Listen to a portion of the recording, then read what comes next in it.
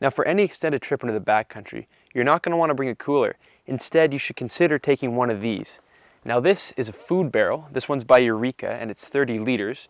What we do is we keep all our food for the duration of our trip in here. One of these size it'll hold about 7 days worth of food for 2 people if you pack efficiently.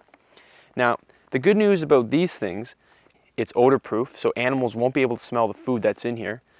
It's also got one of these latches that makes it difficult for an animal to open. It's also got a carrying strap on here, and these can get heavy. You can put up to 45 pounds, maybe 60 pounds of food in here if you're going for a long trip. So one of these straps will make it easy to carry over a portage. It'll just be on your back.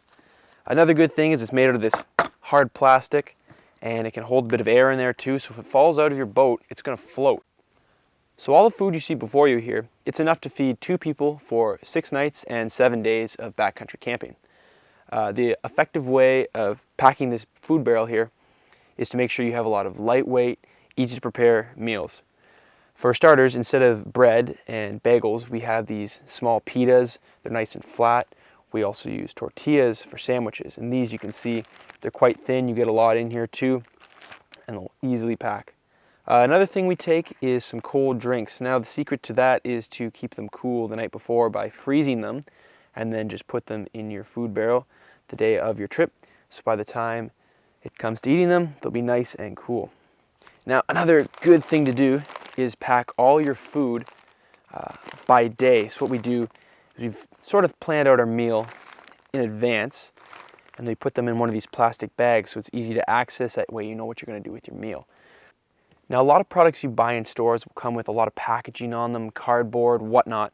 So what we do to effectively pack them in the food barrel to minimize the space they take up is to remove that cardboard.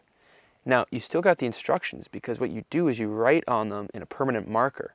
That way you still know how you're going to prepare that food.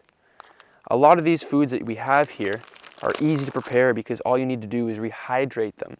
So you add hot boiling water to them. Now that being said, you might not get all the nutrients you want, so what we can still do is pack some vegetables. Now, fresh vegetables won't last too long on a trip, but things like apples, they're pretty hardy. A pepper, it's good for a few nights as well. We've got some high energy snacks like sardines over here, a little granola bars. For breakfast, we like to take a good amount of peanut butter. That's a good way to start your day off, make some peanut butter and jam sandwiches. Sometimes we like to take different things for breakfast, so we got some scrambled eggs here. All you need to do is add some water to them because they're already freeze dried. It makes for a great break from our usual breakfast of hot oatmeal. Best way to get your day started was the hot cereal like oatmeal. So we like taking some cheeses and meats with us. Now, these will last a few days in the backcountry as well. The cheese especially, it might get a little oily, but it's still good to eat. Well, probably about 5 or 6 days at the max. The slices make it easy too. The wax paper tends to soak up a lot of the oil. When you don't have that fresh meat, a lot of stuff is good when it's smoked or in these special packages as well. Tuna is one thing that keeps really well.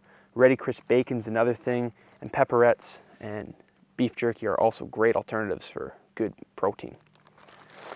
Okay, also we like to pack all our utensils and cooking supplies. You can see we got a lot of condiments here. We got some knives, forks, cutlery, you name it. We like to bring with us too one of these. It's a cutting board. This one's a cool cutting board actually. It comes with a knife really built inside of it. Picked it up at IKEA. It's a great little thing that'll fit right in the bottom of the food barrel. Won't take up any space at all. We also like to bring all our pots and pans. You can see they all fold into one. You can also store things like your coffee and your tea and some other things inside of there. That way you also save on space as well. And to ensure we minimize on the odors that are caused, we like to keep all the things we use to either cook and clean our food products with in the food barrel as well. So you can see that all this fits in one of these food barrels, and you can get different sizes too. So if you have more in your party or going for an extended trip, you might want to look at other options like a 60-liter food barrel as well. But other than that, if you pack efficiently and smartly, you'll have enough food for any trip.